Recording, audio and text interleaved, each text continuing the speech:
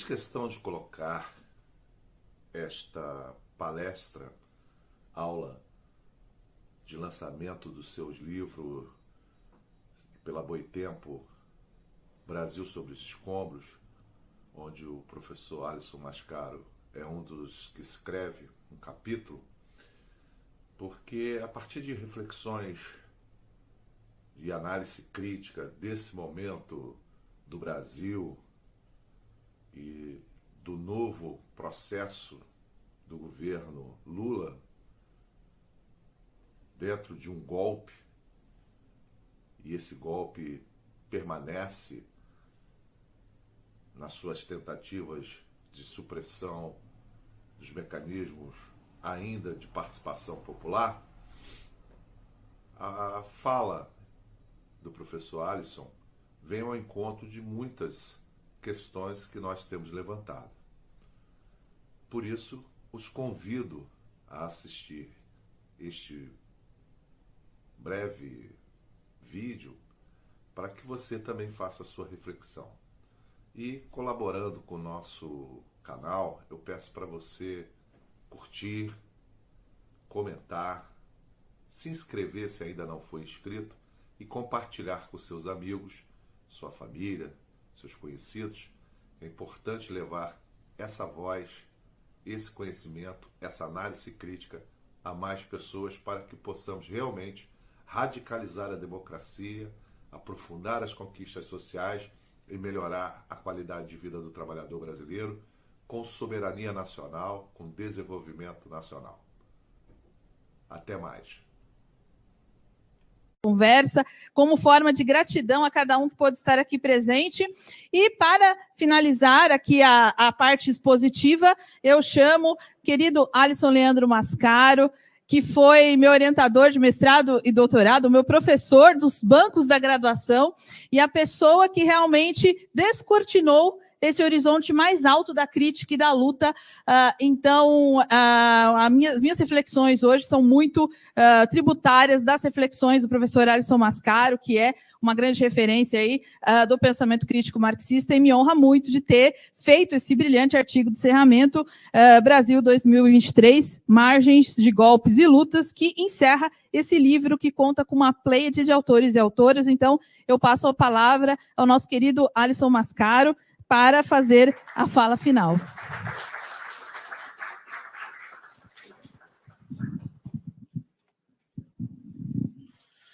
Boa noite a todas e todos. Que enorme alegria encontrá-los aqui, mais uma vez na Tapera Taperá, vendo tantas companheiras e companheiros. Querida Ivana, parabéns por este livro tão especial.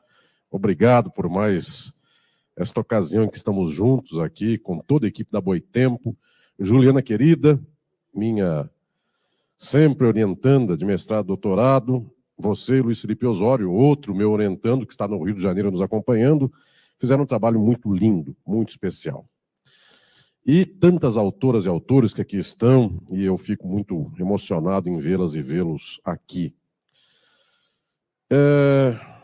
Numa conversa com a Ivana e com o conselho da margem esquerda, eu disse da importância de fazermos uma espécie de rito de passagem de um governo Bolsonaro para um eventual governo Lula ou a eventual hecatombe ao extremo do segundo governo Bolsonaro. Isto foi entre primeiro e segundo turno, talvez, ou nas vésperas do primeiro turno. Foi antes do segundo turno, certamente. Não se sabia o que daria este processo político, tanto é que ele foi bastante apertado em termos de estrutura de votos, mas era preciso pensar a hecatombe dobrada ou a hecatombe minorada, caso a vitória viesse. E este processo se deu, este livro foi sendo organizado, tanta coisa bonita aqui se estabeleceu. Eu quero, nesta fala aqui final, tratar de algumas referências que estabeleci nesse meu texto Brasil 2023, Margens de Golpe e de Luta. Eu penso que nós não saímos do ambiente do golpe. Por isso que insisto com a ideia de que estamos numa das margens deste rio, no golpe. Tive a ocasião de escrever aqui neste texto e aguço a eventual leitura dos bons leitores. Insisto aqui que nós temos a história do Brasil como uma história marcada indelevelmente no tempo recente pelo golpe de 1964. Nós não escapamos de 64. Eu publiquei em 2018 Crise e Golpe. A Ivana publicou este livro, que para mim me deixa muito tocado pela circunstância na qual ele foi escrito e publicado.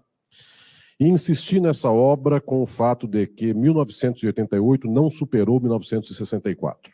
Foi uma inflexão. A Constituição de 88 fez, claro, um balanço, uma acomodação, um rearranjo, mas tudo isto pautado pelo prisma e pelo horizonte de 1964. Nós não saímos do poder militar, nós não saímos do poder da burguesia e das frações burguesas, cuja formação específica vem da ditadura até hoje do mesmo modo. Nós não saímos da Globo, nós não saímos dos meios de comunicação de massa imediatos que se apresentaram em 64, que dirá coisas maiores que isto. No campo jurídico é a mesma coisa. Não sei se as senhoras e os senhores sabem, mas a Justiça Federal foi criada na ditadura militar para trazer o que era importante para o campo do poder militar. As justiças no Brasil, tanto quanto as polícias, foram, historicamente, desde o século XIX, no Império, estaduais. É a ditadura quem cria esta instituição federal, que é mantida em 1988 com a Constituição Federal, do mesmo modo. Então, esta estrutura que um dia dará no Sérgio Moro, sua raiz não é 1988, é 1964. E seus arranjos que por aí existiram. Isto faz com que, esta leitura faz com que nós percamos as esperanças, para dizer aí da frase do Dante Alighieri no Inferno, nós percamos as esperanças nas instituições democráticas, reformistas do Brasil. 88 não tem condão de modificar este leito natural do rio que foi estabelecido na formação social da burguesia brasileira a partir de 64, em consórcio com o imperialismo estadunidense.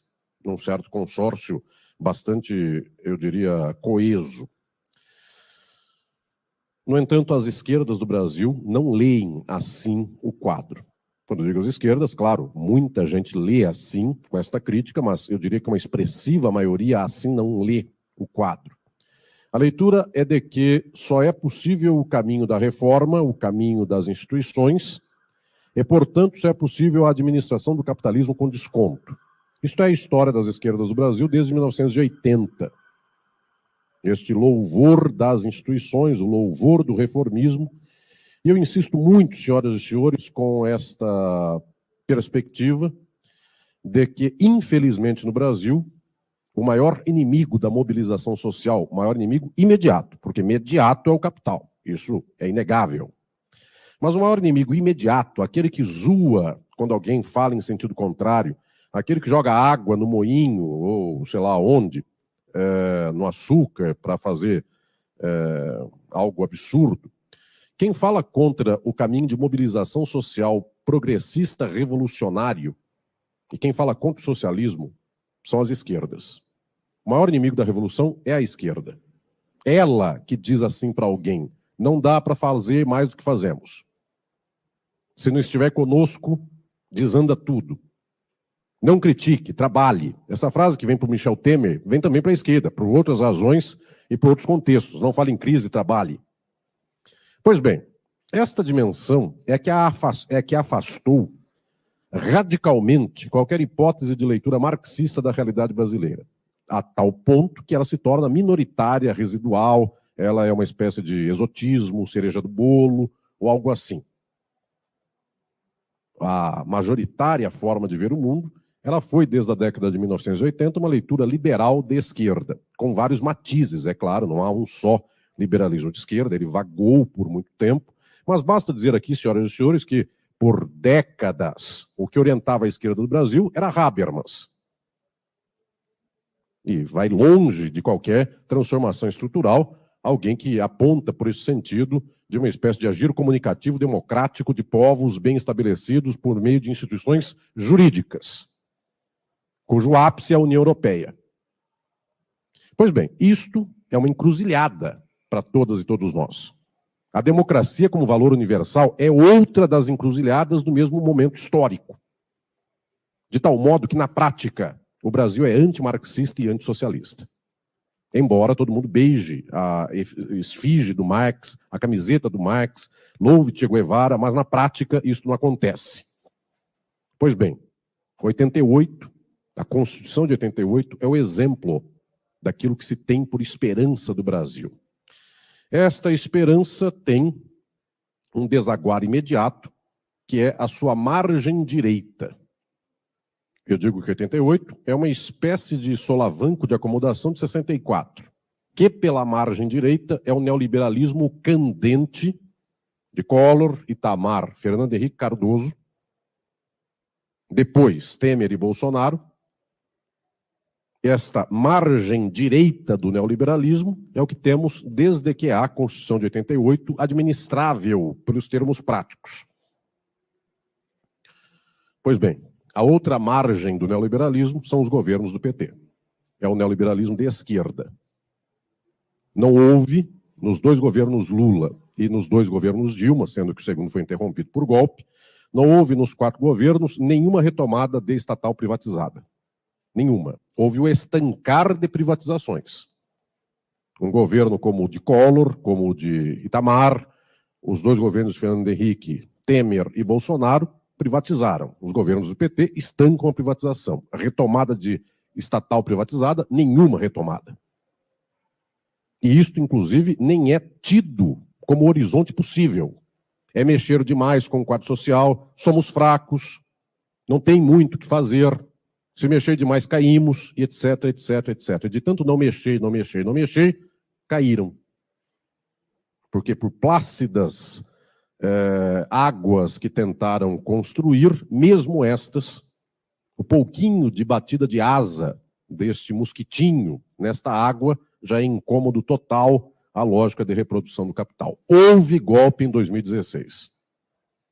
Fiz questão de escrever isso, desenvolver uma teoria sobre a tipologia de golpe, tanto na ciência política quanto no direito, no livro Crise e Golpe, para insistir com o fato de que houve golpe. Então não digo que Lula e Dilma sejam tão insignificantes a ponto de que aquilo que aconteceu com eles seja algo banal. Banal não é, insignificante não são outra margem do mesmo rio, mas são outra margem.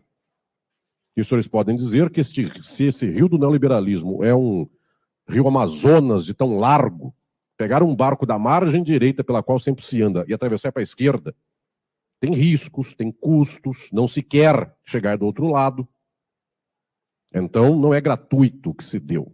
A perseguição a Lula, o lawfare, o impeachment de Dilma, isto se deve muito às posições de tentativa de neoliberalismo de esquerda, que são insuportáveis para a formação social brasileira nos termos em que ela se dá. E então, com todo este complexo que se estrutura a partir de um rio neoliberal e suas duas margens, em um tempo representada uma pelo tucanato e outra pelo PT, nós estamos na mesma margem, no mesmo rio com duas margens, de um mesmo horizonte político. Volto a dizer que é o horizonte liberal.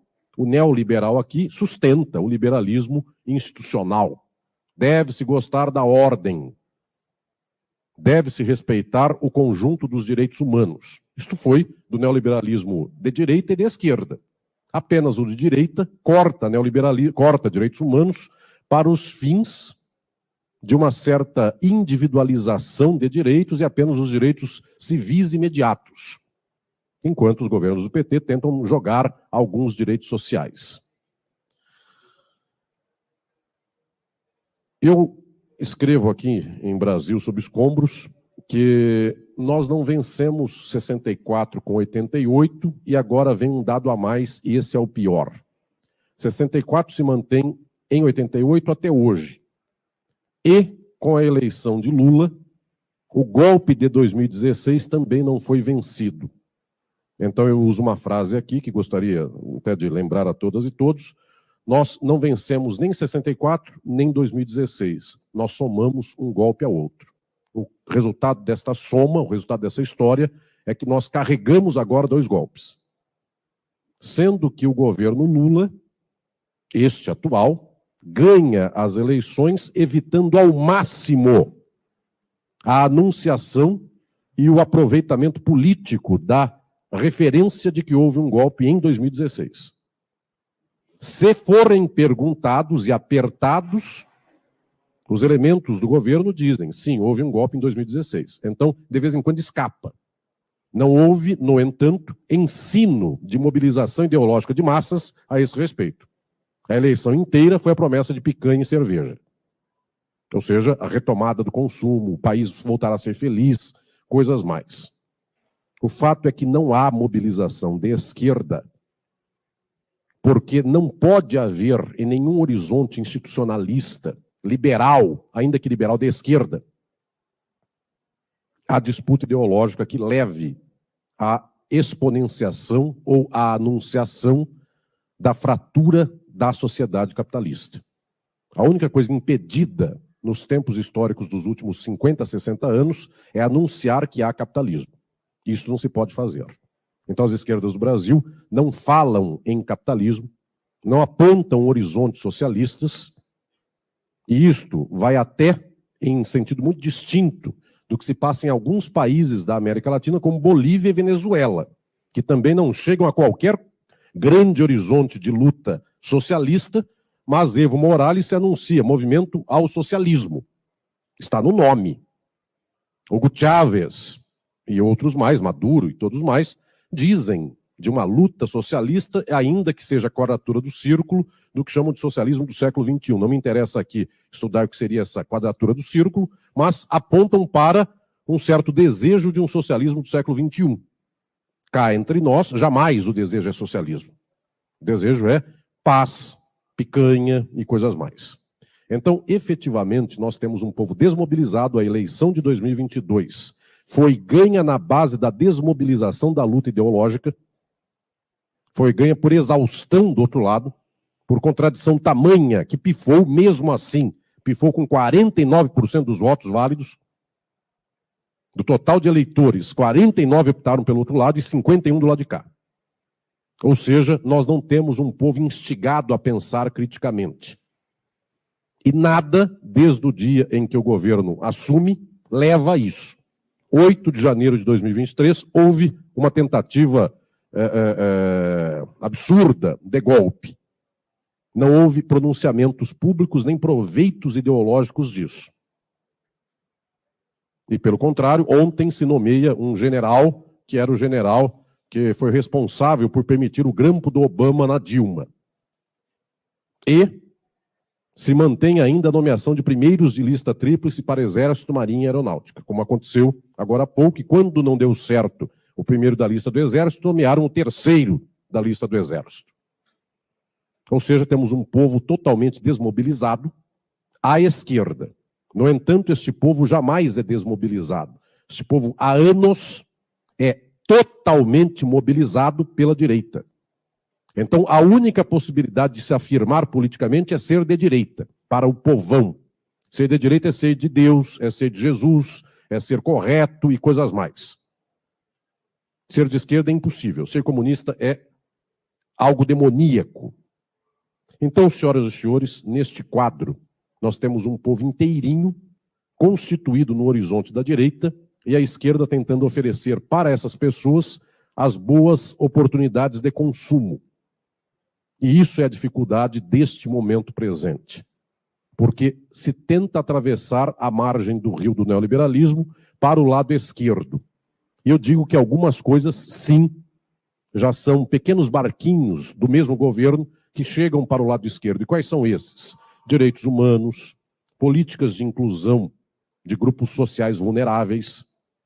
Estes são barquinhos que deslizam para o outro lado, para a margem esquerda do neoliberalismo. Mesmo assim, segundo o padrão do que é ser de esquerda nos Estados Unidos.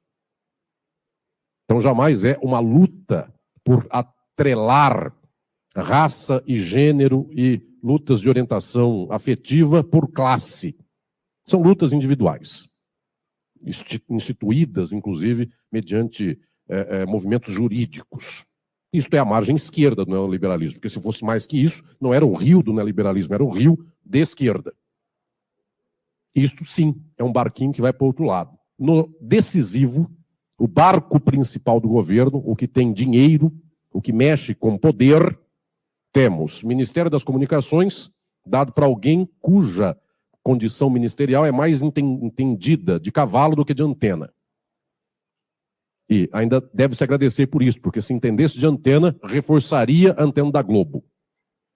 É até bom que deixe para terceiros o reforço da antena. No que diz respeito a militares, é o quadro que é. São intocáveis e nada se fala nesse sentido. No que diz respeito à estrutura econômica, não há movimento substancial de abertura de posições ideológicas, no mínimo, que dirá práticas, para mostrar que o Brasil não pode mais ser refém de uma lógica econômica neoliberal. Ainda é garantia de fechamento de orçamento, ainda é uma garantia de estabilidade dos mercados, e qualquer movimento que se faça à esquerda se pede desculpa. No nível da ideologia e das comunicações, não há nenhum movimento tenso, nervoso, de pauta de esquerda no governo. Há memes, enfim, tentativas louváveis, mas perfunctórias, mas não há uma expressividade, porque não há esta expressividade, porque não há o que falar. Não se briga por microfone, porque se brigar por microfone, sai no microfone da esquerda o mesmo que fala à direita. Então, a posição é a mesma. Não contrasta muito com a Simone Tebet. Então, é melhor nem brigar pelo microfone, porque já falam mais ou menos o que se espera. Não se mexe com o arcabouço militar, de tal sorte que somos reféns de 64 mais uma vez, porque não é que somos reféns dos militares desde 1889, com a proclamação da República. A formação militar daquele período, que também mandava no país, é distinta da formação que foi se consolidando ao tempo de Vargas, do militar de direita. Floriano não é igualzinho ao Castelo Branco, muito pelo contrário, tem um traço muito distinto, até de lógica de mundo, é o positivismo de Comte, o outro é a total submissão aos Estados Unidos, então não é a mesma coisa, embora se possa dizer, mas sempre dão golpes. Não se mexe com isso. No nível econômico, não há nenhuma tensão fundamental por fazer o Brasil se industrializar. É quase que fancaria a política industrial do Brasil, ainda que se dê para o vice-presidente da República, o Ministério da Indústria e Comércio e algo assim. O que se vai fazer é simplesmente um incentivo à burguesia nacional do tipo, vamos aí, vamos tentar abrir fábricas ou algo assim, então é na base do voluntarismo, há um efeito residual, alguma indústria há de se abrir assim, só que não há o movimento geral de industrialização do país, para dizer de coisas minimamente burguesas. Em 4 anos nós não vamos reindustrializar o Brasil. Ele não volta ao tempo de Vargas. As opções nossas não são sequer varguistas. São uma espécie de acalanto à Fiesp em face da Febraban. Mas a Fiesp, no máximo, maquiará produtos vindos da Ásia aqui. Como foi anunciado aí com uma tal Shine ou qualquer coisa assim, que prometeu muitos empregos, mas ela não produzirá uma planta industrial aqui no Brasil. Ela trará quase tudo pronto e aqui a pessoa junta um no outro e põe num papelão escrito em português. Que mais ou menos é o que acontece. Só que a etiqueta vem da China. Aqui a etiqueta será feita por cá. Senhoras e senhores, neste quadro há um problema central e um nó que não se desata, porque há uma impossibilidade da esquerda do Brasil, fundada nos termos em que está fundada há 50 anos, ela não pode entregar outra coisa que não seja isso. Ela não tem outro meio.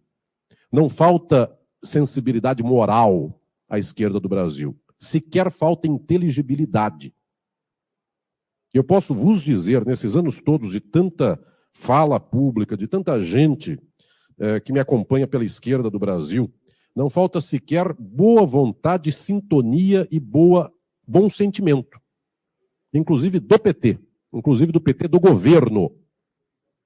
As pessoas dizem, puxa vida, professor Aires, eu concordo com as suas ideias. Pessoas do governo dizem algo assim.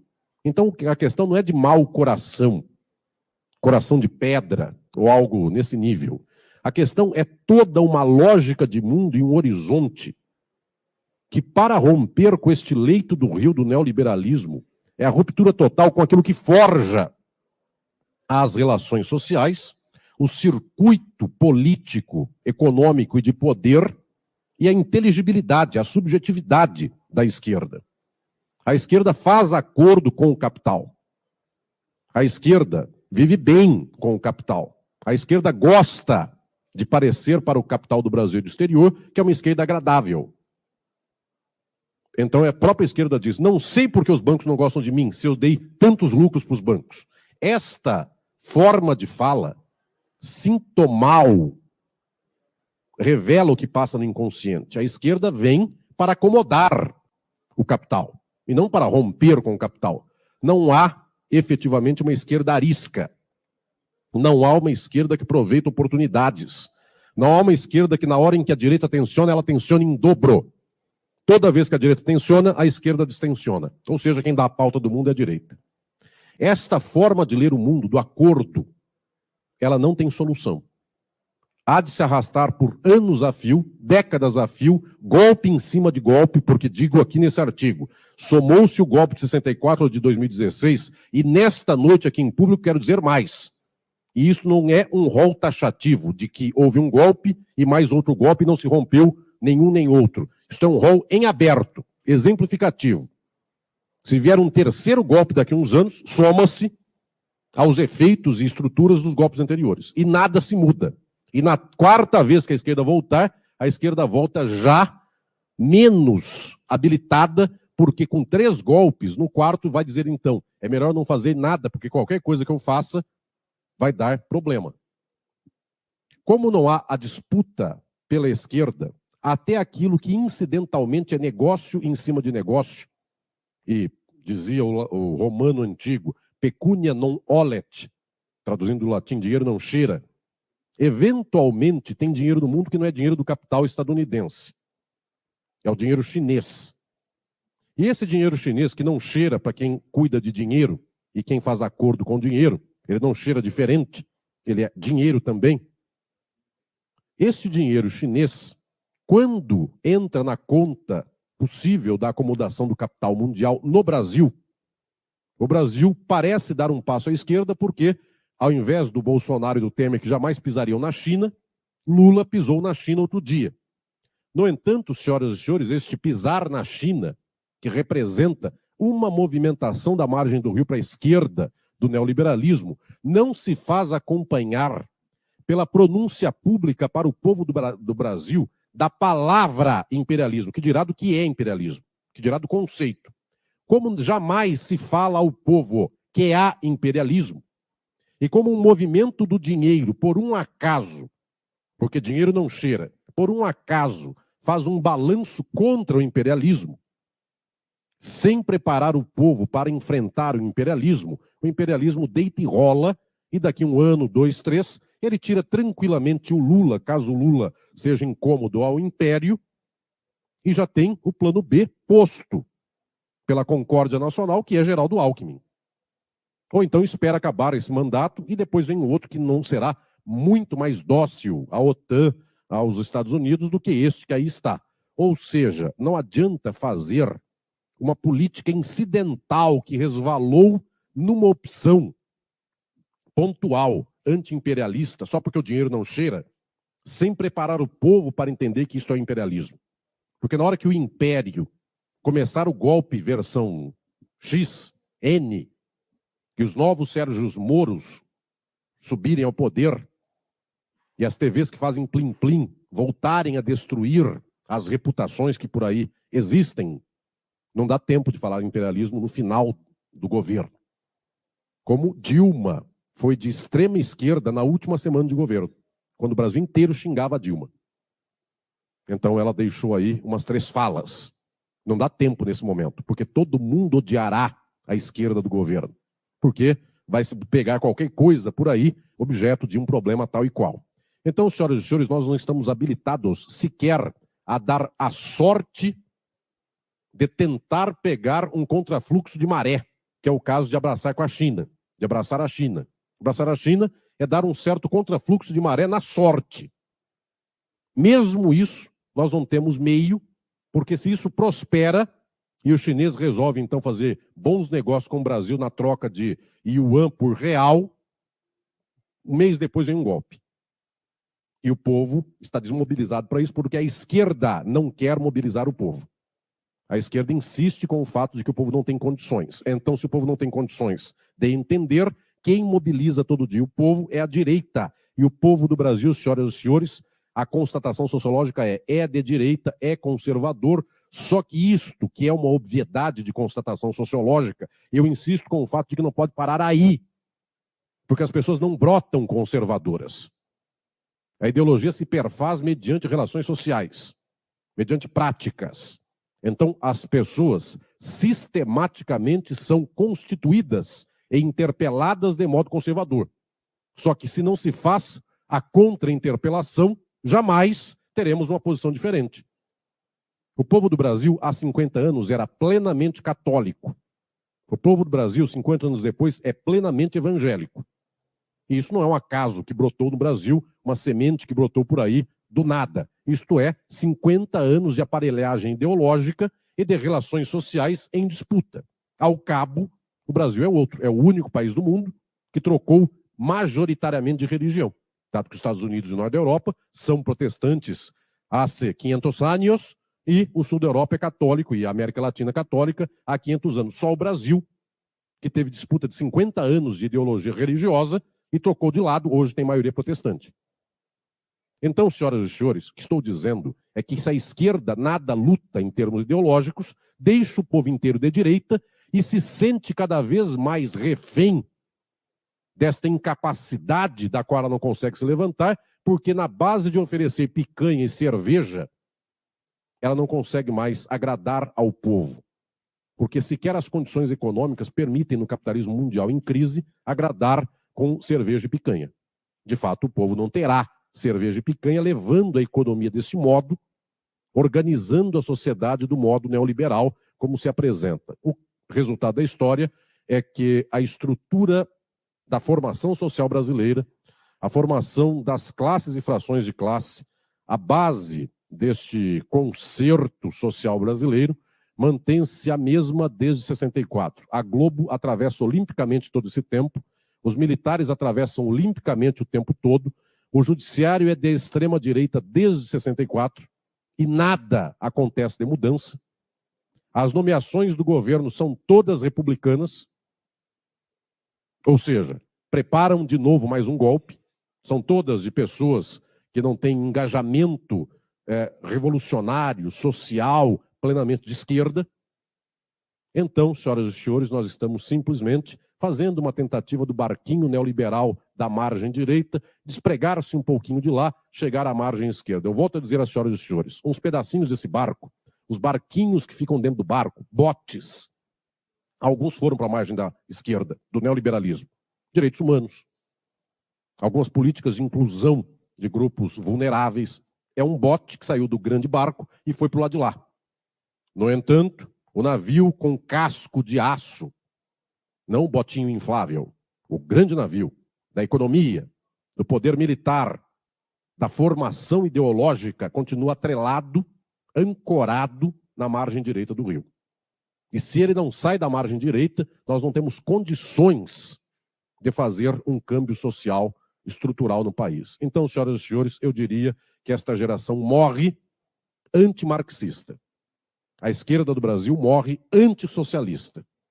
E ao morrer antissocialista e antimarxista, ainda que beije a bandeira do Marx, ainda que ponha a camiseta do Che Guevara, porque não representa nada isto com a ação e o engajamento político e social, ainda que se faça isso, A esquerda, que é a única possibilidade de transformar o país, a esquerda, ao não transformá-lo, mata o país também aos poucos, porque a esquerda impede este grande horizonte. Ivana, querida, esta luta da Boitempo, destes 20 e tantos anos, esta luta nossa, de tantas companheiras e companheiros, é exatamente para fazer o contrafluxo da maré ideológica e para dizer que a nossa luta tem que ter outra forma. Não é que tem que ter maior ou menor intensidade. Não se trata de maior ou menor heroísmo, nem de melhor coração ou pior coração. Não é acepção moral. Lula foi preso mais de 500 dias e moralmente é inatacável. Perdeu a mulher, perdeu o neto, perdeu o irmão. Não é juiz moral. É forma de relação social. É forma de organização de uma luta contra o capital. É forma de interpelação ideológica. A forma é errada. Não o juízo moral de quem está no campo da esquerda. Porque senão continuamos na postura da direita de analisar boas pessoas, boas intenções, bons agentes e como o mundo é difícil porque tentamos e não conseguimos. É mais do que isso. Nossa forma dos últimos 50 anos é errada. Nossa forma dos últimos 50 anos nos leva para o buraco repletos de boas intenções. Então esse Brasil sob escombros, Juliana querida, Luiz Felipe querido que está assistindo do Rio de Janeiro, Ivana querida, autoras e autores queridos, Breno querido, segunda-feira eu estou com o Breno no Opera Mundi, e todas e todos queridos aqui, este livro Brasil sob escombros serve fundamentalmente para não melhorarmos os escombros, dizendo assim, pelo menos eu estou, após este terremoto, com a cabeça para fora e com o corpo para dentro desses escombros. É pelo contrário. É para acabar com os escombros. É para construir outra estrutura social.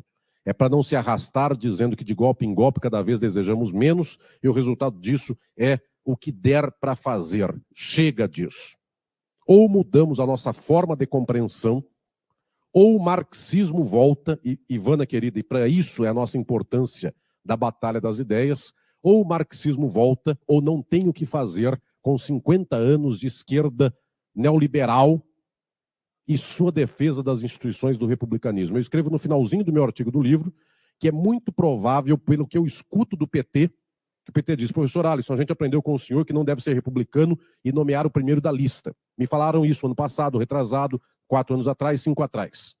Nomearam o primeiro da lista do Exército, o primeiro da lista da Marinha, o primeiro da lista da Aeronáutica. Li anteontem que estão pensando em nomear o Procurador-Geral da República atual, Augusto Aras, de novo para evitar crise.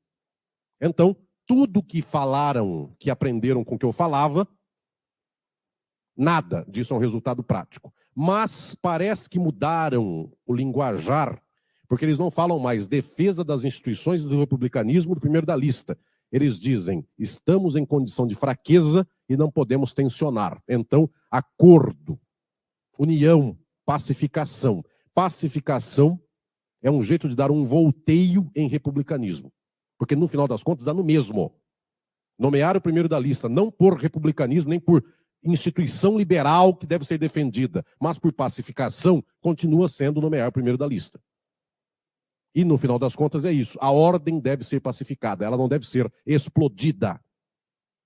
E então a extrema-direita fala mais verdades para o povo do que a esquerda. Porque a extrema-direita vira para o povo e fala, você está passando fome, está tudo errado, eu vou destruir tudo. A esquerda defende a pacificação, a união nacional, a concórdia ou algo assim, para alguém que está passando fome ou ganhando R$ 1.200. Então, essa pessoa vê alguém com uma arma na mão, uma bazuca, prometendo matar todas e todos, dá mais sentido de realidade para essa pessoa do que o outro. No livro meu, Filosofia do Direito, eu digo que tem 3 caminhos do pensamento contemporâneo. O mais alto é o marxismo. A única ciência, a única verdade. O do meio é o não juspositivismo, as teorias do poder. Eu tenho a bala, eu mando. O pior é o juspositivismo, que é o liberalismo de direita e de esquerda. O liberalismo diz, vamos defender as instituições, a república, a legalidade. A direita diz, se eu defender as instituições, o ambiente negocial melhora. Meritocracia e outros mais. A esquerda diz, se eu defender as instituições, pacificamos o país e temos boas políticas públicas. Enquanto estamos em boas políticas públicas, estamos na miséria. Senhoras e senhores, somente no dia em que trocarmos a expressão políticas públicas pela possibilidade de anunciar o vocábulo revolução, somente nesse dia, quem sabe, nós deixamos de viver sob escombros e construímos outro prédio e outra sociedade. Obrigado a todas e todos.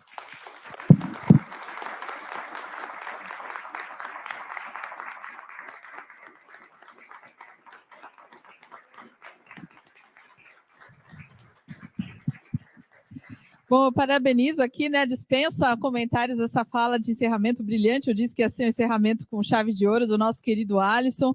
E agradeço a cada um de vocês e chamo o querido Kim, que vai dar um aviso aqui. Por isso que eu estava mexendo no celular, era o Kim que a gente estava se correspondendo aqui na questão da organização. Kim, querido, para fazer as palavras, as diretrizes aqui. E já deixo aqui minha última palavra de imenso agradecimento e sigo à disposição aqui para nós podermos conversar. Obrigado, pessoal. Obrigado. Uma boa noite para vocês. Agradecer a todo mundo que ficou até aqui. A gente vai fazer agora uma sessão de autógrafos lá fora com todas as autoras e autores presentes lá fora. Depois dessa fala emocionante, depois de todas essas falas esperançosas no sentido do trabalho que a gente tem pela frente. Mas eu queria, sobretudo, convidar vocês para o dia 20 de maio, se reservarem na agenda, todo mundo que estiver em São Paulo, quem não estiver em São Paulo acompanhando online, se programar para vir em São Paulo. Em breve a gente vai dar mais detalhes, a gente vai ter um encontro muito especial e os detalhes virão logo adiante. Então, se eu fosse vocês, eu acompanhava as redes sociais da Boitempo, a newsletter da editora, para receber essas notícias em primeira mão na semana que vem, tá bom? Então vamos lá, obrigado, boa noite, obrigado Tapera Taperá, e vamos lá para fora para os autógrafos agora.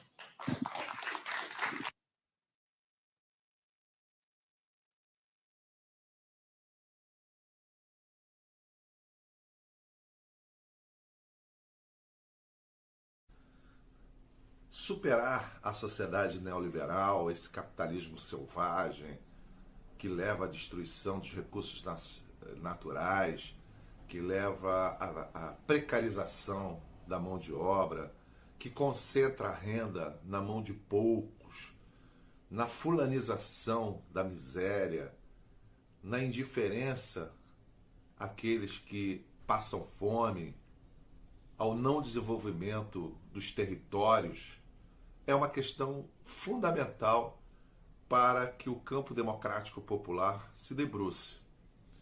Estamos vendo agora, nesse início de governo, como a extrema-direita ela não se desarticulou e ela ataca tanto o governo democrático popular eleito de Luiz Inácio Lula da Silva, como a indústria das mentiras continua dentro das redes sociais. Aquele tiozão do WhatsApp, ele não desistiu de acreditar na sua mentira que foi contada 1000 vezes e ele passou a acreditar. A tiazona do WhatsApp, a mesma coisa. E vemos que justamente aquelas pessoas que são as piores, as pessoas com um caráter realmente duvidoso, ruim, que são os bolsonaristas, que na verdade é o fascismo, com uma nova roupagem, a querer destruir qualquer estado de bem-estar social. Temos agora como norte retomar as mobilizações. Nós temos que reeducar a nossa população a lutar por direitos, que são os seus direitos. Direito à previdência social, direito à divisão das riquezas nacionais, a um trabalhador valorizado, a um trabalho dignificado, e isso tem que ter mobilização. Da mesma forma, o recuo ou a tentativa de conciliar os interesses com relação ao novo ensino médio, que na verdade é a destruição de qualquer possibilidade dos filhos dos trabalhadores, das pessoas mais humildes, daquele que está em escola pública, ascender e ter mobilidade social ou ter um pensamento crítico, uma leitura crítica da realidade. Por isso devemos forçar, né, a derrubada desse novo ensino médio. Da mesma forma, como vimos no passado, aquilo que deu sustentação e capilaridade para a eleição de Luiz Inácio Lula da Silva foram as rádios comunitárias também. E o que aconteceu com essas rádios comunitárias? Quase nenhuma ainda existe.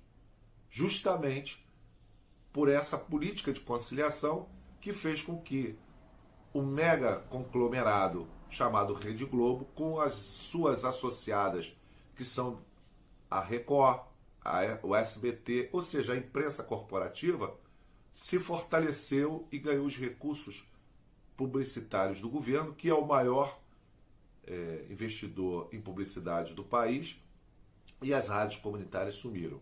Nós hoje temos uma grita geral dos chamados canais progressistas e aqueles que fazem jornalismo alternativo, porque a lei que hoje está no Congresso Nacional, né, que não foi debatida de forma exaustiva e democrática com todos os interessados, também abre a possibilidade de destruição dos canais alternativos e progressistas que foram fundamentais nesses últimos 6 anos de enfrentamento ao golpe de 2016 e também ao governo fascista militar de Bolsonaro.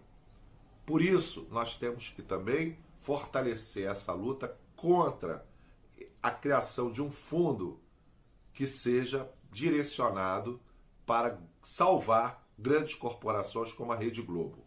No caso da lei que se chama agora Lei da Combate às Fake News, mas que se transformou na Lei da Salvação da Rede Globo e das demais redes de televisão e comunicação corporativas a serviço do interesse do capital selvagem brasileiro.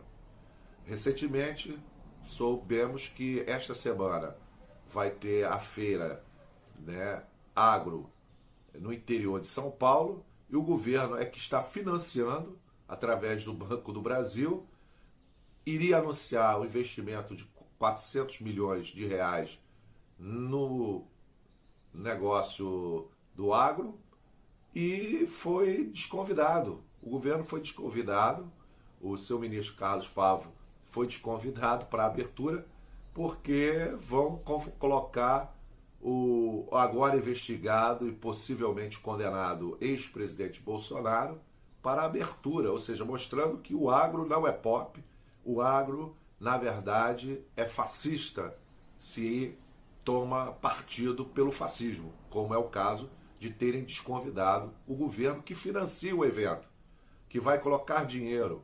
Aliás, o agro só tem essa fortuna que tem porque boa parte do seu investimento vem do recurso do povo, do seu dinheiro, através de financiamentos públicos. Então, o que o professor Alisson, coloca para nós é muito importante.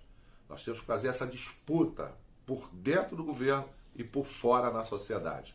Mobilizar as massas, levar conhecimento crítico e fazer com que o governo pare de conciliar naquilo que não vai dar realmente nenhum benefício para a luta e desenvolvimento dos trabalhadores e do Brasil. Se você gostou, se inscreva no canal, dá a sua curtida lá, o seu like no nosso vídeo, compartilhe e até o próximo para fazer um debate claro sobre qual o melhor caminho para o desenvolvimento nacional e de um povo crítico, soberano, onde o fundamentalismo religioso e o pensamento da extrema-direita, o governo narco-miliciano, não seja um horizonte mais para o povo brasileiro, e sim um povo livre, independente, soberano, crítico e que venha buscar a qualidade de vida para todos. Até o próximo vídeo.